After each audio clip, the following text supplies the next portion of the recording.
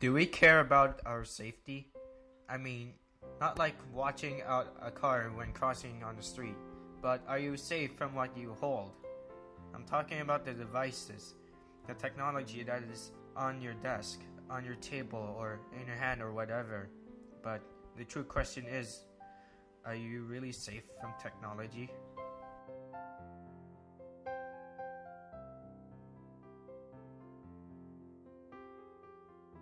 When we try to create a new account, we are asked a username to agree on terms and agreements, and we're asked this grand old question, the password.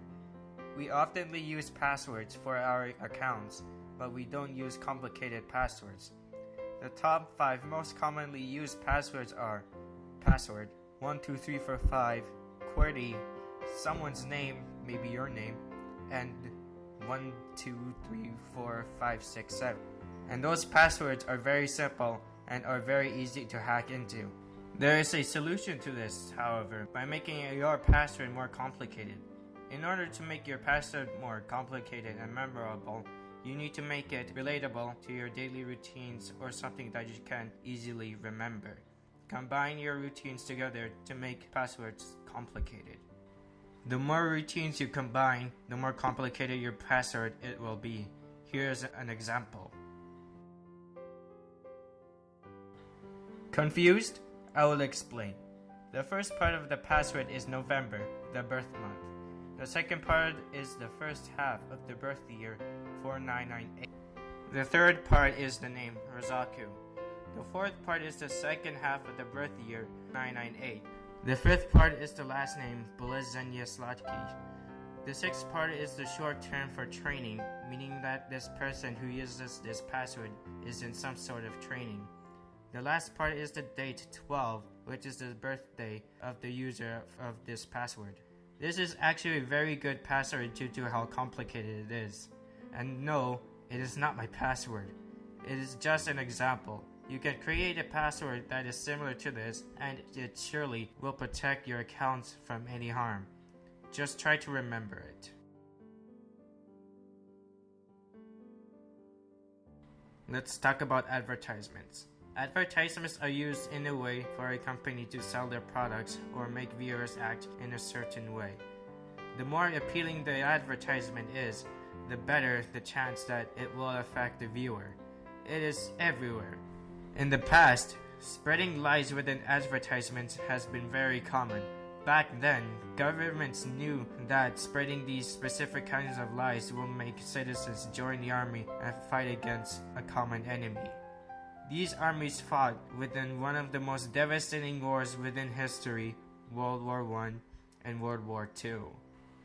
Propaganda was very common during at that time, spreading ideas and information about the enemy and the army that citizens support. Propaganda is also another form of advertisement, promoting the idea of one cause to the public eye. This kind of propaganda still exists, but not as popular as today. It was not just a form of hate onto the enemy, but also can show how glorious a country is.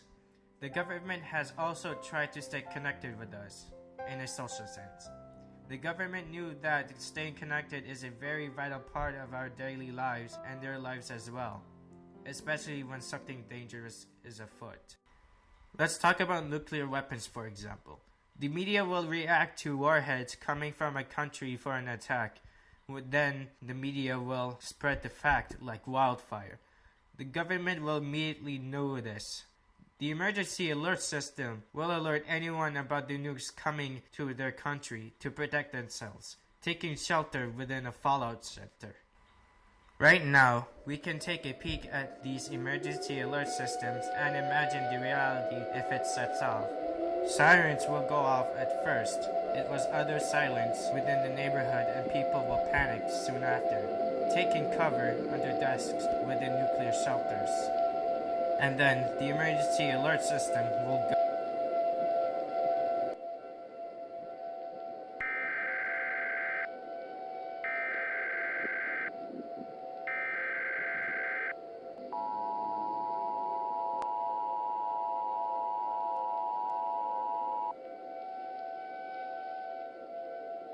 The following message is transmitted at the request of the United States government.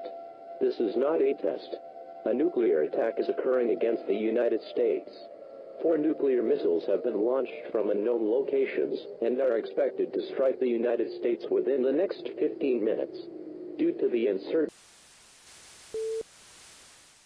stand by for a message from the President of the United States.